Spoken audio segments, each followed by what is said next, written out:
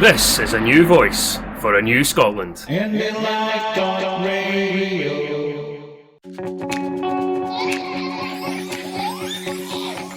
IndyPram is IndyPram on IndyLife Radio.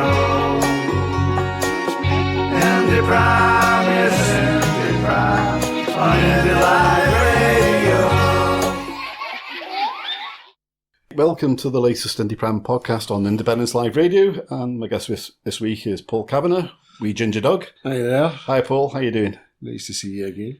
Good to see you. What have you been up to the last week or two? Well, I've been busy. I was away up in Wick, not this weekend, the weekend before, which was great. We had a fantastic turnout. It was Yes Caithness had organised the event. They had actually invited all the candidates for the general election to come along to the meeting. The SNP candidate bothered to turn up. Really? So that was kind of typical. Yeah. But it was a fantastic night. There was about 60 folk turned up. That's good. That's a healthy number. Long drive, but yeah, it was a good evening and a really good time. I was down in Prestwick out with Philippa Whitford's campaign team. Got a flat tyre, so that was fun. So big thank you to the SNP pit crew that helped me change my tyre. Then what else? I went to Anne McLaughlin's adoption meeting on Saturday. Last night I was Cumbernauld. I did an event. It was organised by Yes Cumbernauld. It was myself and Maggie Chapman of the Greens were speaking. That was another really good evening. What were you talking about? Just the usual nonsense that we talk about. Just me, I just make it up as I go along. It's the story of my life. Maggie, on the other hand, was very sensible and organised. Yeah. Unlike me. Yeah. She'd prepared something in advance. So that was a good night. Tonight, obviously, I'm here talking to you and avoiding broccoli. Yes.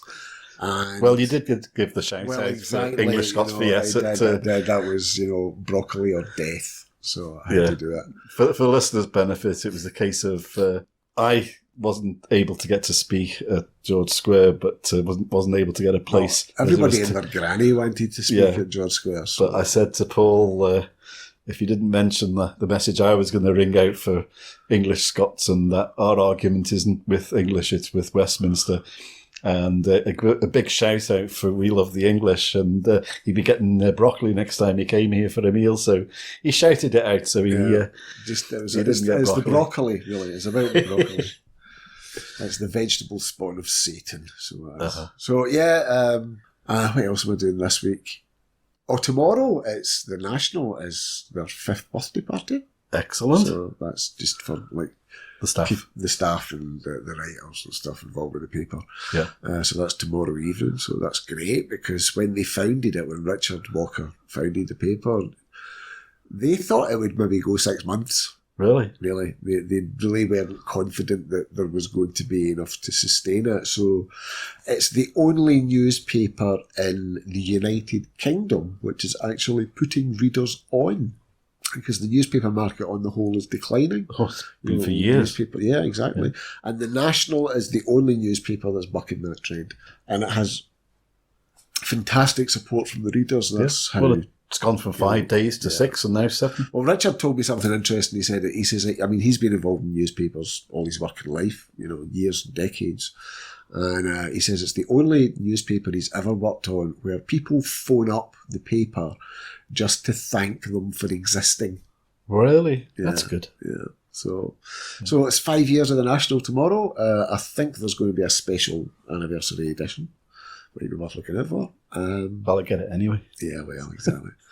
And on Saturday, I'm speaking at Mary Black's adoption meeting in Paisley. Super. I think the week after that, I'm supposed to be going down to Stranraer. I haven't got the details yet, but I'm doing an event for Richard Arkless, who's the candidate down in Dumfries and Galloway, looking to unseat the Governor-General, Alistair Jack. Alistair Union Jack. Yeah, exactly. Yeah. So, busy. Keeping very busy. You certainly are. Actually, going back to the IndyRef 2020 event, the national event at George Square, or Freedom Square as we prefer to call it, that was a really good turnout for a first event. It was, yeah. Obviously, they had the sound issues, and Well, the obviously sound wasn't great. they'll learn from that in the future. Well, these things are a learning curve, Yeah. you know.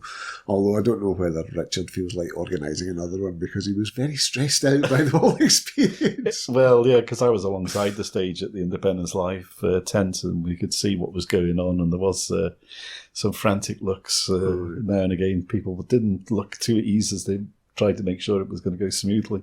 It was a good day. I took my Uncle Shug. Yeah.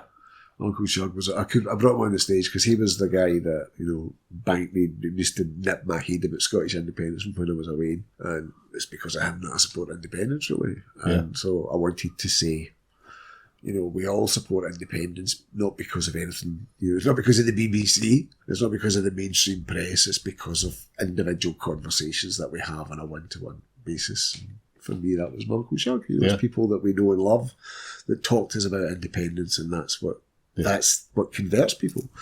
And really, that was the message I wanted to get across. You know, everybody in Scotland needs an Uncle Shug, and everybody in Scotland needs to be an Uncle Shug or an Auntie Shug. Yeah, you know, because I can't remember at all my father, as I grew up, talking anything at all about politics. All we would talk about was maybe Liverpool FC. Yeah, he wasn't going to talk about Scottish independence. No, definitely not. But if anything, I'm sure he voted Tory. Believe it or not, I can't believe it. But No, I've got no Tories in my family. At least not live ones. So anyway, the election is 2 weeks tomorrow. Yeah. So, What's your thoughts about the way things have been going? I think Boris Johnson's going to win south of the border. Really? I have a horrible feeling that he's going to win. Yeah. Even with the announcement today that the papers have been found about the NHS. I have been wrong before, and I could well, and I hope I am. I could well be wrong again. Whether or not that's a game changer, I don't know. I think there's too many people south of the border are fixated on getting Brexit done, in inverted commas, and that's a message that really appeals to them. I think they're being lied to. I think get Brexit done is the biggest single lie out of all the many, many, many lies that Boris Johnson says, because it's like the difference between... It's like one of the arguments I've always had with people when they talk about, you know, opponents of Scottish independence, they refer to it as separation, right, as opposed to independence, because, you know, separation is the process and independence is the end state. Right, and we want independence. That's the end state. What Boris Johnson is doing is playing on the fact that there's no direct equivalent there in terms of Brexit, the Brexit process. So when he says, let's get Brexit done, let's achieve Brexit, he's getting people confused between the process and the end result. You know, because when, as he says, Brexit is done, that's not Brexit being done. That's just Brexit beginning. Yeah, because trade talks. Exactly. Mm-hmm. And that is the beginning of Brexit. Yeah. It's not getting it done. Brexit will dominate British politics for decades to come. On Brexit actually occurring, you can bet your bottom dollar that Europe are going to play hardball. Of course they are. They are going to want so much. The relationship between the United Kingdom and Europe will dominate British politics for decades, because there is a very large Remain-leaning, you know, opinion in the United Kingdom. They're not going to go away. They're going to be campaigning and agitating for the United Kingdom to rejoin the European Union. Yeah, I was just going to say that another 20 or 30 years' time, they'll probably be screaming to come back in. They're not going to just say, oh, well, that's it, we're just going to shut up and go away, any more than the independence movement shut up and went away after 2014. They are going to be like we were in 2014. Right, okay, you won. We're going to hold you to account now for all the things that you promised us. Yeah. And the Remain campaign is going to do exactly the same with the Brexiteers. They are going to be determined to hold them to account for all the lies that they told, you know, and they're not going to go away. You know? And so many Leave voters are going to lose their jobs and lose the standard of living. Brexit is not going to get done. Yep. You know, it's a lie. It's a total lie saying that. I really hope that the Labour Party can regain some ground south of the border. You know, I'm not hugely confident that they can. You know, obviously they've been up against this constant battle of anti-Semitic calls And yet I was quite interested to see a report yesterday that the chief rabbi actually is a Leave voter, a Brexiteer, Well, and supports Boris Johnson. No, that's So- hardly surprising, is it? You tend to think, right, he's playing, Well, I playing did that notice card. that that there was an awful lot of attention paid to the Labour Party and anti-Semitism, but not as much attention was given to Islamophobia. the Muslim Council Yeah. calling out the Tories for Islamophobia, Yeah. which should really ought to have at least Equal. weight. Yeah. Arguably you could say more because there's a whole lot more Muslims in the United Kingdom than there are Jewish people. So just in terms of the sheer demographics of it, of course, all forms of discrimination are equally vile and could be condemned equally. But the Tories definitely have a problem with bigotry, racism, discrimination and Islamophobia. It was just yet another Case today in Glasgow. Conservative candidate has been suspended. So, and that's the it's second common. one just in Scotland Yeah. that's been suspended for. Well, he was the one in Aberdeen South was suspended for allegedly being anti-Semitic as well. He made comments about the Holocaust, I believe. Do you know what? I saw the report on that and I thought, it seems clickbait. And now I've actually stopped going for clickbait and adding coffers to some of the media. I see a headline story and I saw it a few times, so I thought, I believe that's true, that's fine, but I'm not going to read into the details. So anyway, but that's the Tories certainly have a big problem with that. Yeah. And they're not being hounded about it in the same way as the Labour Party is. Talking about hounding, what about BBC just now, the last few weeks? Hounding as far as SNP bad on the NHR, Scottish National Health Service. Well, it's the job of the BBC, the job of any public broadcaster, the job of any broadcaster or press organisation should be holding power to account. But the BBC certainly comes across as being highly selective in which power they want to hold to account. Of course they should be holding the Scottish Government to account, but they definitely... There does not seem to be anything like the same enthusiasm for holding the other parties to account. For, like when... I mean, at the moment, we're in a situation where the Conservatives are openly stating that they intend to ignore the result of this general election in Scotland. And they intend to ignore the result of the next Holyrood elections as well. That's a dictatorship. And that is outrageous that in a supposedly democratic society that a political party can openly state that we're going to ignore that result because it doesn't suit us. Yeah. And the BBC in Scotland isn't hounding them about that.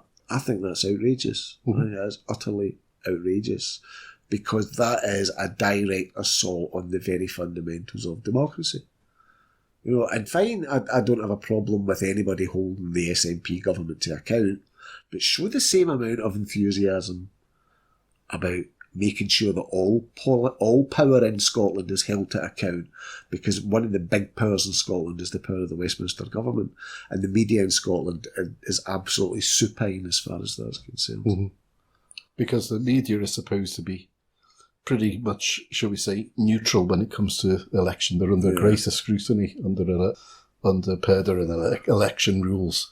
But also because the focus that they have on the Scottish health service isn't perfect. No health service is going to be. No public service is perfect. There's always going to be things that you can criticise. The SNP does say quite justifiably, look, the health service in Scotland has its issues, it has its problems. It's far better than it is in But they seem to be going for Gene Freeman's whoever it is that's they don't the do the health same down service, south. they go for the juggler with the health service because it's something that people get quite emotive about. It affects life and death. It affects your health. It affects it's something that people do feel very strongly about. So it's very easy to build emotive arguments about it.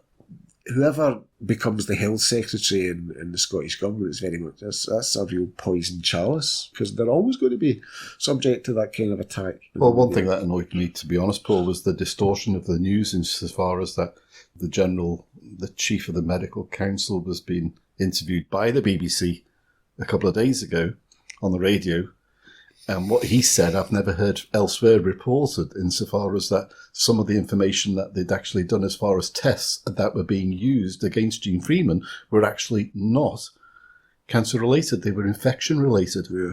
You know, so it's again, it's picking one aspect. It's similar to the, don't think you saw the Andrew Neil interview again with Nicola Sturgeon, but he was using... Most of that kind of bait. Well, he used the fact of Scotland wouldn't be able to join the EU for 5 to 10 years. So he was actually using figures from the Growth Commission report, which was based on the currency. Yeah. Nothing to do with joining the EU. So it's distortions. Fact checked for all those. Oh, I'm sure he will be. Yeah, I know I believe there was, one of these fact check organisations did actually say the only facts that were wrong were Andrew Neil's. Yeah. So, well, absolutely. In one because particular instance. Yeah. Because Nicola was quite, should we say, quite soft. But that's what he does. I mean, he never gives them a chance to answer. He's got a very... It's a very predictable party trick from Andrew Neil. Basically what he does is he constantly tries to unbalance the person that he's interviewing by not giving them time to properly respond to a question, and then he fires in something else. Yeah. By which time they're still trying to recover from the first question that he's asked, and then they're given this other thing, you know. And he does that a lot, you know, and it's not an interview technique which is designed to elicit answers. It's an interview technique which is designed to wrong foot the person that he's interviewing. And to be fair, he does it with all of them. Yeah. He doesn't just do it with Nicola Sturgeon. I'll be interested to see what he does with Boris Johnson and whether Boris Johnson gets a markedly softer ride from him. Maybe Boris Johnson might turn up, because we all know we all burst into tears. Because we all know what Neil's own particular views are. Yes, absolutely. He may give him a soft ride. Yeah, well, we shall see. And then there's Joe Swinson as well. Oh yeah, that was an interesting debate that she took part in, really. Yeah. She must have been really grateful, actually, that she wasn't allowed to take part in the first one. She really was appalling. And what it did demonstrate was that the public have not forgiven the Lib Dems for facilitating austerity, you know, and for lying to students the way that they did. And you don't just get to say, oh, well, we're sorry, let's just move on from that, let's forget it. They've been trying to get on with this message of, oh, we made mistakes and that's it, and brush it under the carpet, but I'm so pleased that the public have not been letting them off the hook. Yeah. Now, she's not she is not the performer that the Lib Dems obviously were hoping she was going to be. You know, she comes across as insincere and fake. Yeah. You know, and she doesn't perform well under pressure. No, at all. Anyone who flaps about. But then she's basically, I mean, certainly as far as Scotland's concerned, she's trying to defend her position that is mutually contradictory. Yeah. You know, we'll just abolish the result of the EU referendum because we didn't like that, but Scotland, no, you didn't even get a chance to look at that again because we happen to agree with that result. Yeah. You know, and that's just rank hypocrisy. Yeah. How do you think Scottish people now are turning round to the fact that our voice is being ignored and going by what all the parties are saying? No, so we don't want a second. You don't want a second independence referendum. We'll ignore any mandate you have. Do you think it's maybe turning more people who were previously undecided or soft-nosed I think it's into realising? I think what will change a lot of minds is if Boris Johnson does get a majority and takes us out of the European Union at the end of January. You know, I think that will concentrate a lot of minds in Scotland, because at the moment there's still a lot of people who are prepared to give, you know, the argument that Joe Swinson's going on about telling people that it's still possible to have both the UK and the EU. You know, but that choice, you know, that to have both of those things is being removed by the British government. So the anger that people will feel about that being taken away from them won't be directed at the independence movement, it will be directed at the British state, because they're the ones that have removed the choice. So there's still an awful lot of people that are thinking maybe by some miracle Brexit won't happen, or it can be, you know, avoided or whatever. But once it does actually happen, then well, yeah, this is the reality now. The reality is that Brexit has happened. So, What do you feel are timing-wise for an independent referendum under the circumstances of either? it's hard to say. We don't Well, know. if I'll finish the point. Right. You're doing a Callum. If we come out in January, if Brexit occurs in January, that's one scenario. So you've got that lead-in time into, say, next autumn. Or if Labour managed to scrape through with should we say, getting helped in by SNP, won't get helped in by Lib Dems, and you have a Labour government that then wants to go for a negotiation and then a second referendum, in which they'll be neutral, or at least Corbyn will be neutral. How do you feel the timing in relation to both of those scenarios? Because two completely different pitches. I struggle to believe that the Labour Party is going to even form a minority government, but it's possible. Today I noticed that a sizable chunk of Labour MPs have said that they're not going to support a referendum anyway. Really? Yep. Oh, I haven't seen Yeah. Because what they're going to do is to say to Nicola Sturgeon, well, basically, you support us or you let the Tories in, is what they're going to do. So they're not going to allow it anyway. So they would blame the SNP for them not achieving a big enough number of MPs themselves on their own manifesto. Basically. That sounds typical, doesn't it? It does sound very much like the Labour Party. Sometimes Callaghan reminds me of the days of as Callaghan lost. 1979 all over again. Yeah. But anyway, we've had shades of 79 earlier on this week with James Kelly, and he's trying to introduce the 50% rule as well for referendums. For referendums, and that got knocked. It got knocked back, so thankfully that's not happening. Good. It's not going to be easy to get another vote, right? It's possible still that we could get one, next year. I hope it is. However, what we need to make sure is that I think that the initial response of any British government, whoever it is going to say, no, you're not getting a vote. That will create anger in Scotland, especially if Scotland has, as we hope, voted for a large majority of pro-independence MPs in 2 weeks' time. Yeah.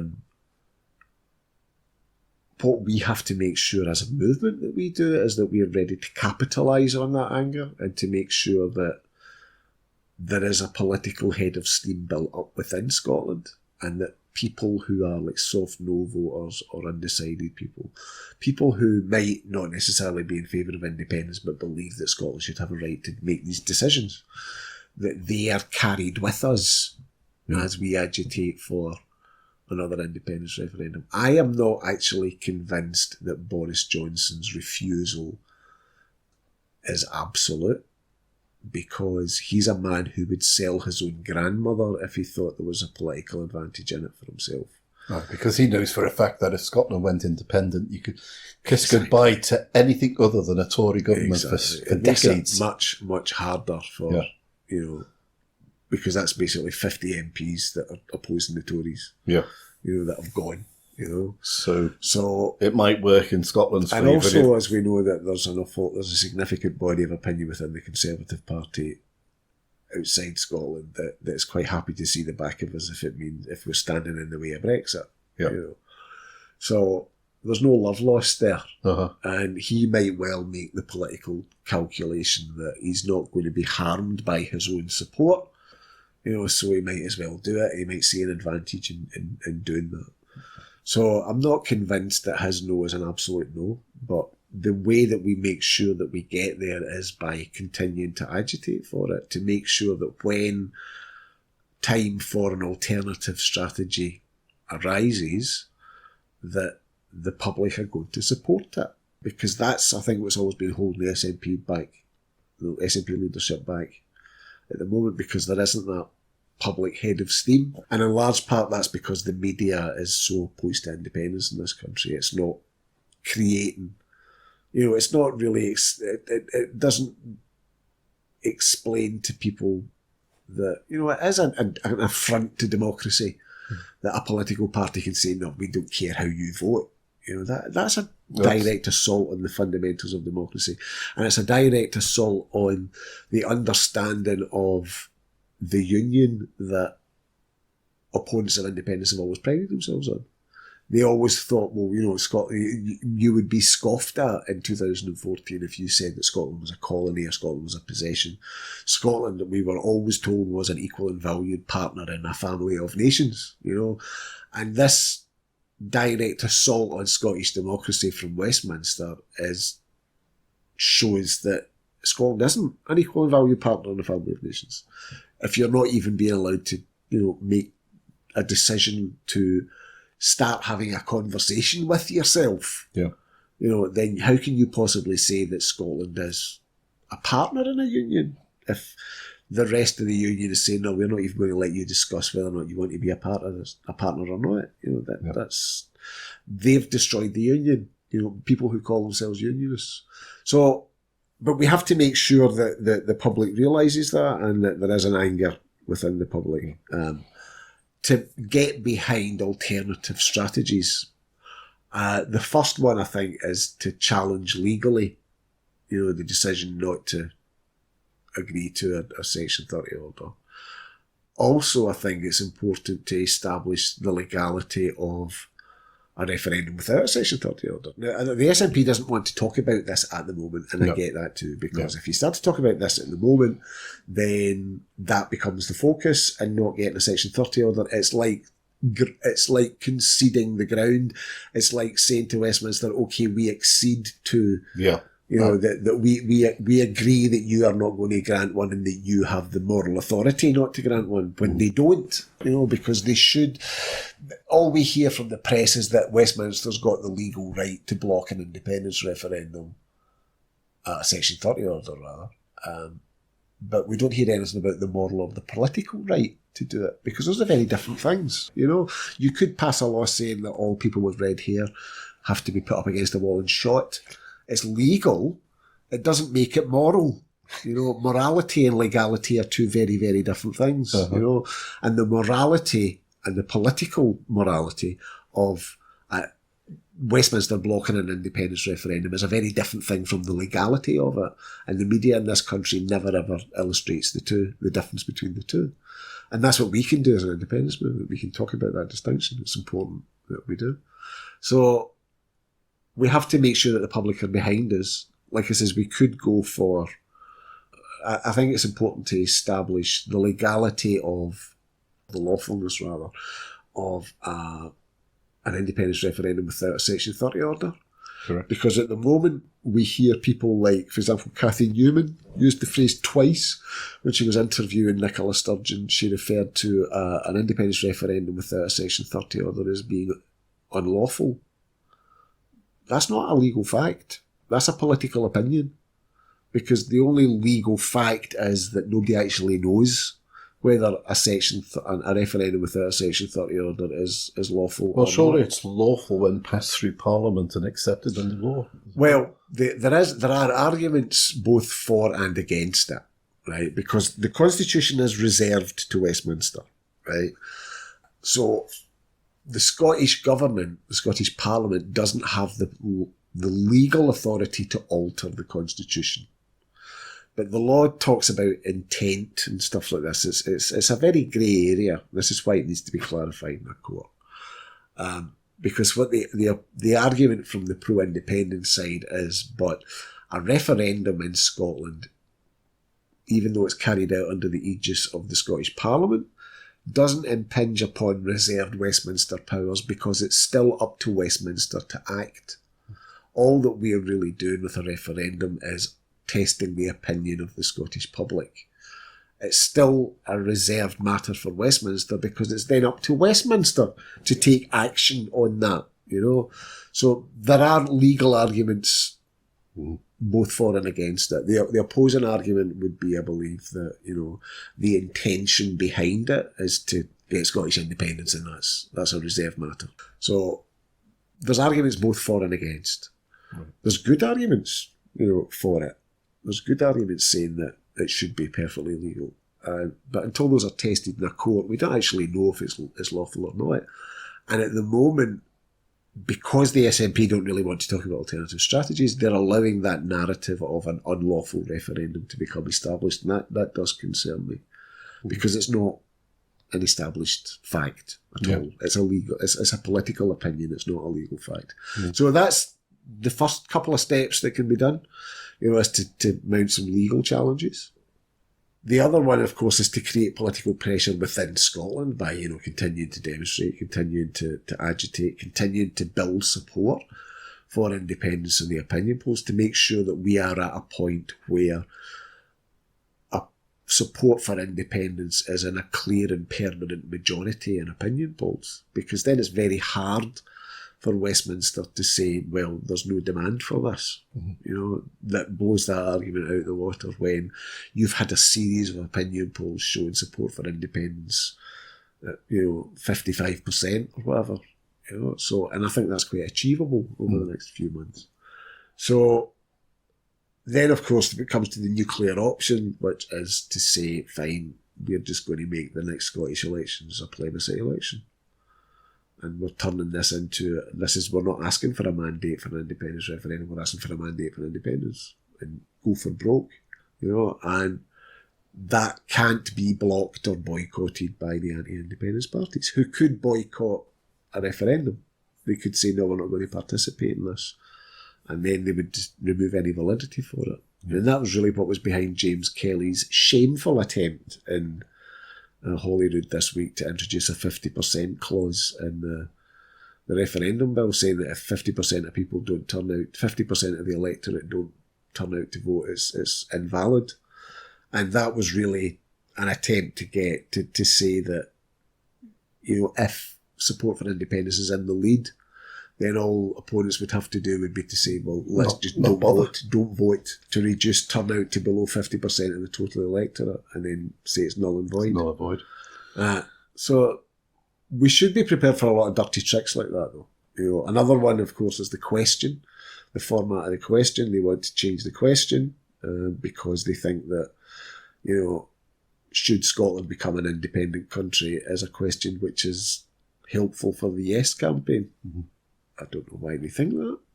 There are some people that want to say that, particularly the Scotland in Union Brigade, want to frame it in terms of leave or remain. That's not very clear because, for example, you could vote to leave the UK, and that becomes like the Isle of Man or the Channel Islands, because they're not part of the UK. I think the thing is that framing... So it's a very unclear question. Framing the independence question in terms of the EU question, I mean, the EU referendum is not a model that any person in their right mind would want to follow.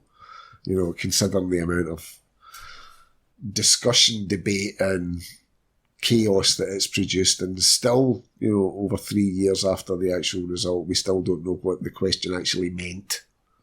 So I mean, it's a nonsense. But the reason that they do that is because Scotland in Union, that's the format that they use for their dodgy opinion polls, because it produces an answer more to their liking, and that's why they want to frame it that way. Yeah, because they're confusing people about leave and remain.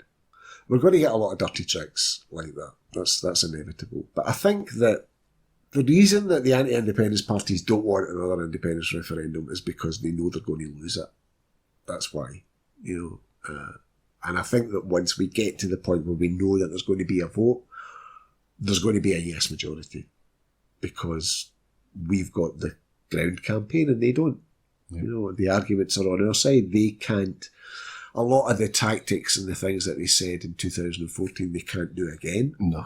Nobody's going to believe you're an equal and valued partner in a family of nations. Nobody's got 26 frigates on the car. Exactly. Nobody's going to believe, but the only way you can stay in the EU is to vote against them. Nobody's going to believe any of this anymore. No. Nobody's going to believe, but we'll give you all these extra powers. Yeah. They're after taking so many exactly. away. The nearest thing to Devo Max and all that stuff. Federal Britain. So they've blown up their own arguments. The biggest one, of course, was like that independence is parochial, xenophobic, and inward-looking. Well, sorry, but that's you. That's you. That's the UK. That's not Scottish independence. Yeah. They've turned that on its head. The mood music from Europe and the next Scottish election, the next Scottish referendum, will be very, very different. Yeah.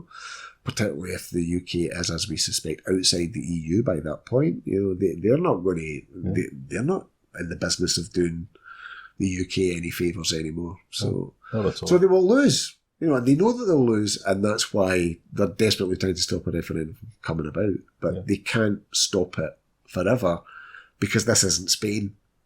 There is no constitutional prohibition on an independence referendum in Scotland, and there is no constitutional bar on a party or parties campaigning for independence as a part of an election manifesto in an election. There's a constitutional bar on that in Spain. There certainly isn't in Scotland.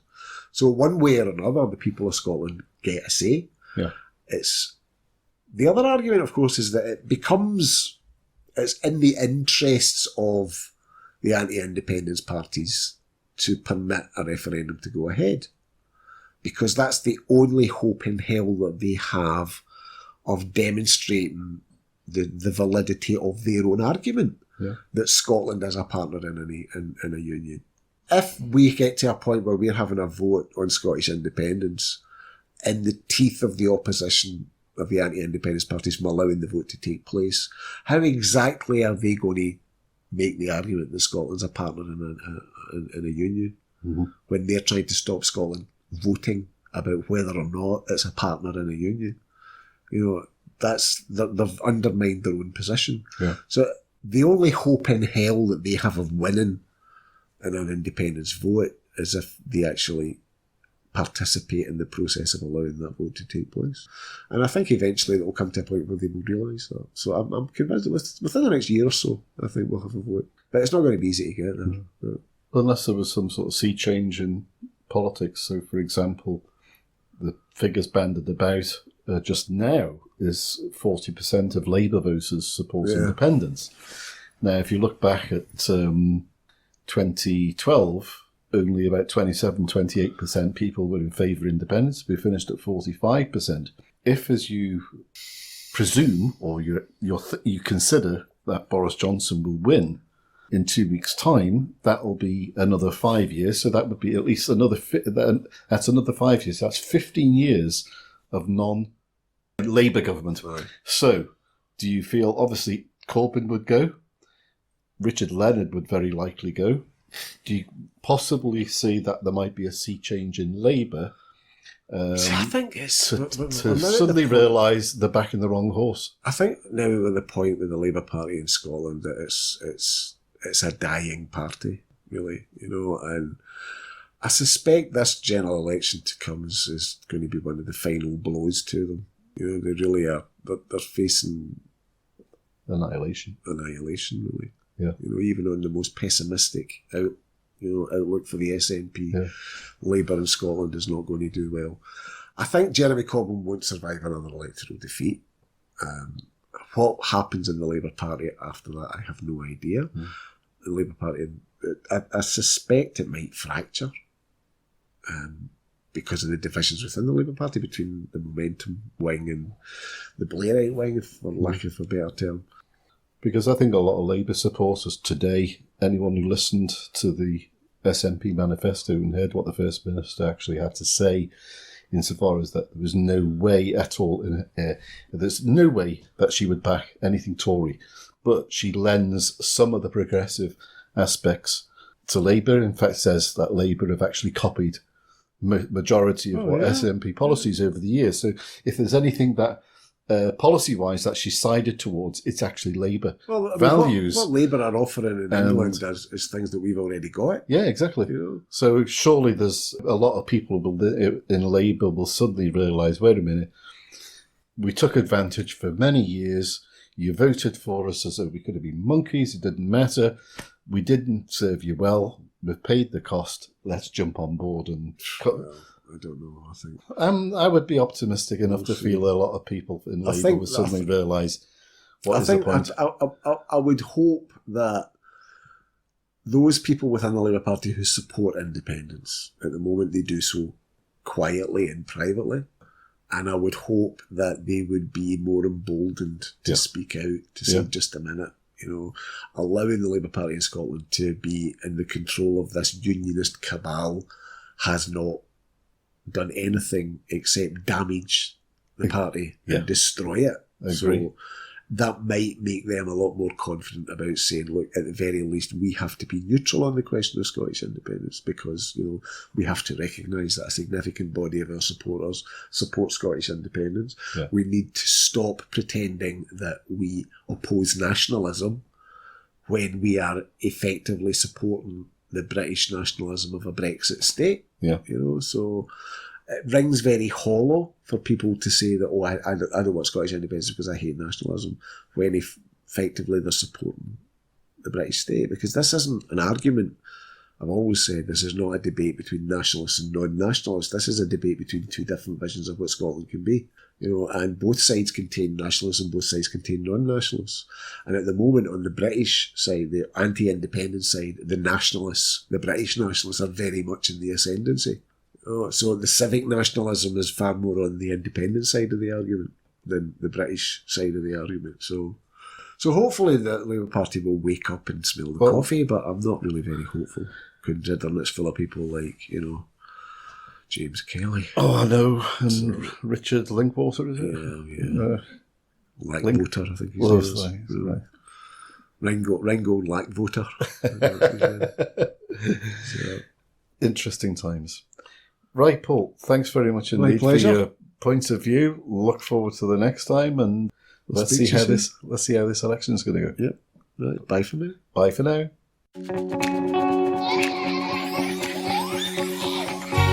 IndyPram is IndyPram on Indy Live Radio.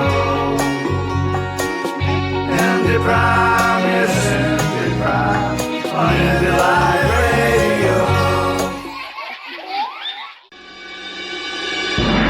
This is a new voice for a new Scotland. IndyLive.radio.